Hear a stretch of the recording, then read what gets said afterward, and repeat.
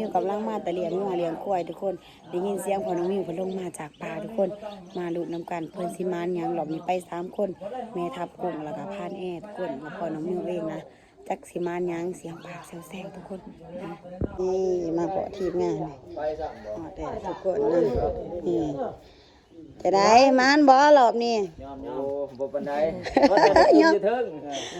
รอบได้ก็มักแต่ย่อมบาดนี่ พอได้กินอยู่สัตว์หน่อย บ่ได้ทับบักสักใหญ่เนาะ อ๋อมันใหญ่โพดบ่กล้า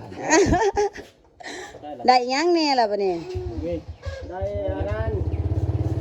โอ้ยตัวไก่กับไก่ครัว โอ้ เราได้กินอันนั้นแล้วนะ บ่ได้กิน บ่ได้แต่ได้กินเนาะ ก็ได้แต่เลี้ยอยู่หั่นแหละ อันแรกคือแม่น้องมิวว่าแล้วมันประจำพรรษาเบิดตัวใหญ่ๆหั่น ภาษาได้เนาะ แม่น แสดงว่ามันพ่อมันเข้าพรรษาได้บ่ได้แล้วเที่ยวนาพ่อมันไปเข้าพรรษาถือกับรักอยู่แล้วเบิ่นแต่เถาะก็ดี บางเช้านี่เกือบสตาร์ขาดดิ เนาะ เกือบกำลังมันบ่ทำงาน มันเหยียบแล้วมันเหยียบข้างขามันวิ่งนะ ครับแล้ว ฮัลโหล ฝนผ่าก็บ่ได้ตกบ่อยู่เทิง บอกว่าว่านนี่คือเขาว่าหาปลายไม้กัน จุ จุ ก ก ๆ ๆ กั กัน น นี่ นี่ ว่านี่ เล่นออกมาแต่ใจ แห้งอยู่ข้าวเดียว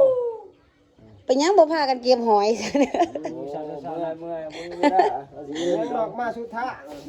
ไปเพิ่นคืน ย่างน้ำก็รับน้ำแล้วนี่สาวพันใหญ่ ย่านี่ก็รับอยู่ด้านนี้ เพิ่น กันก็บ่คุ้มผ้ามาหมกชำนี้จังสิเฮา เพิ่น อืม มาแต่ไปเลาะเนาะไปทางใดก็อยากได้นี่แหละ ปองขึ้นนี่ ไปเพิ่นเพิ่นคืน เอารอบหน้าจะไปหลายๆคนพร้อมทีมงาน ไปใช้ยักนอนแต่อย่าหันคืนนี้ก็ให้เพิ่นนอนอยู่ทำบกนั้น โอ้คนมันหิวเนาะเนาะ มันเพลียเนาะปกติแหล้ จะ ว ไปไม่ต้อง เอารอบหน้าเอาใหม่อีก